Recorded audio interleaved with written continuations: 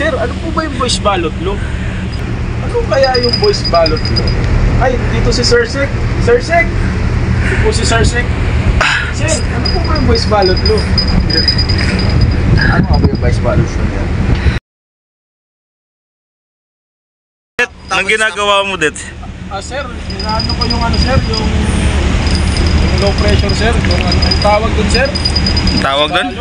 Oh, vice ballot? Law. Ano ba yung vice ballot law? Sir, para malaman yung ano sir, yung kung saan ang low pressure sir. Oo.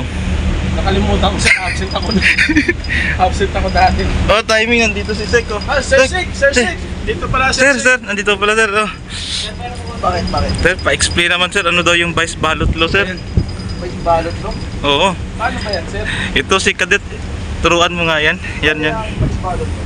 Ginagamit natin yan para malaman kung nasaan yung low pressure. So, ngayon, haharapin natin yung hangin. Dahil nasa northern hemisphere tayo, alaman natin na ang low pressure ay nasa right side, tapos ikot mo ng konti sa may likod na part. Paano sir malaman kung saan yung hangin sir? Pag nasa harap mo nga, Paano harapin yung hangin sir? kasi makikita mo kung nasa yung basta nagagaling ng hangin wala sa ating instrument na wind vane.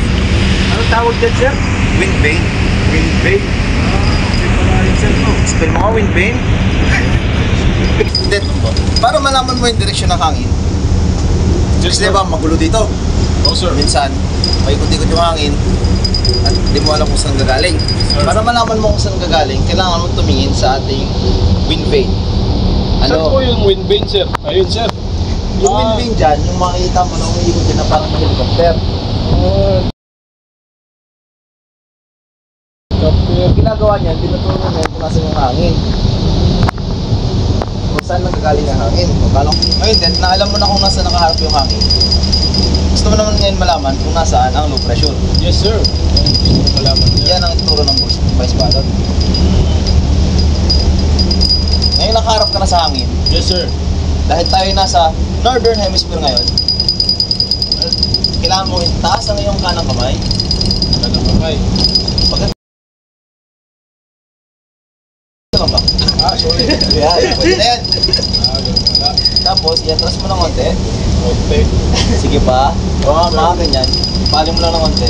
Yan yung general direction mo nasa ang low pressure. Dito ba? Sir, somewhere dito sir. Somewhere there. Paano naman sir kung sa southern hemisphere sir tayo? Southern hemisphere naman, baliktad lang. Kung paano mo ginawa mo sa kanan, ganun mo yung gagawin mo sa kaliwa. Pero harapin mo pa rin ang hangin. Harapin ba? Okay. Yeah! Okay, nakuha mo, nag-gets mo natin. Yes sir. Nakuha Klaro, ko po. klaro din. Klaro sir. Magaling po si Sir Sek. Pasalamat ka muna. Sir, thank you sir. Okay.